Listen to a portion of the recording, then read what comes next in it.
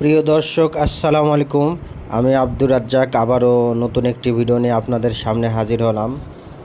আজ নওগাঁ জেলার সবচাইতে বিখ্যাত এক খাবারের নাম রয়েছে, যার নাম হলো আলুর ঘাটি।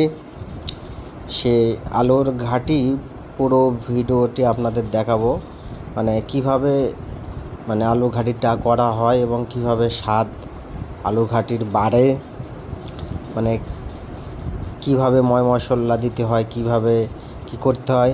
যদিও আমাদের আলুর ঘাটিটা হবে ডিম দিয়ে, কিন্তু আলুর ঘাটির ফ্লেভারটা সবচাইতে বেশি আসে আপনার বড় বড় মাছ, ডিম জাতীয় যেগুলো মাছ, এসব মাছ দেয় আপনার আলুর ঘাটি পারফরমেন্সটা একটু বেশি ভালো হয়।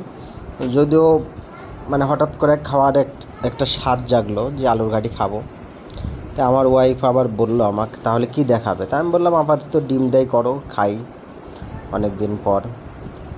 তো এই জন্যে আমার ওয়াইফ দেখেন ময় মশলা কষায় নিচ্ছে, লবণ পরিমাণ মতো দিচ্ছে।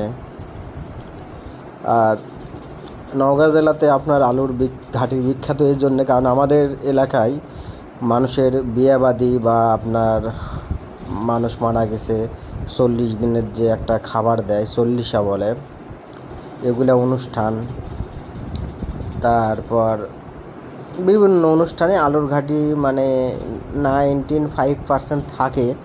তো আলুর ঘাটি আমাদের এলাকায় যখন রাঁধুনি যেগুলো থাকে, যারা কাজই তাদের রান্না করা, পাকনি যাক বলা হয়, এত পরিমাণ সুন্দর করে রান্না করে আলুর ঘাটি। আপনি নওগাঁ জেলার আলুর ঘাটি যদি একবার খান, আপনার মরার আগ পর্যন্ত ওই তরকারি স্বাদ আপনার জিহ্বায় লেগে থাকবে। কারণ আমরা ছোটোবেলায় থেকে দেখছি, আমরা বিভিন্ন জায়গার দাওয়াতে গেছি, বিভিন্ন জায়গার আয়োজনে গেছি।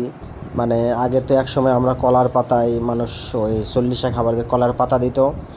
এটা অনেক আগের ঘটনা, আমার ছোটোকালের বিষয় আর কি।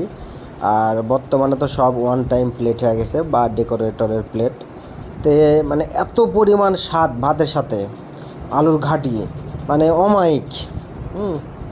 দেখেন প্রিয় দর্শক, আমার ওয়াইফে যে আলুগুলা মশলা কষানো পরে আলু ছিলে নিছে, তারপরে আলুগুলা আমার ভিডিওটির সাথে থাকার জন্য আপনাদের অসংখ্য ধন্যবাদ।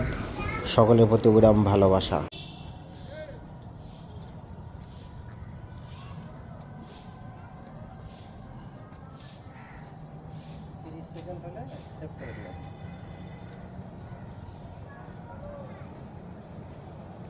ভিডিও সাথে সাথে একটা ভাইরাল হলে রাত জাগবার ধরে গিয়ে বুঝছে না।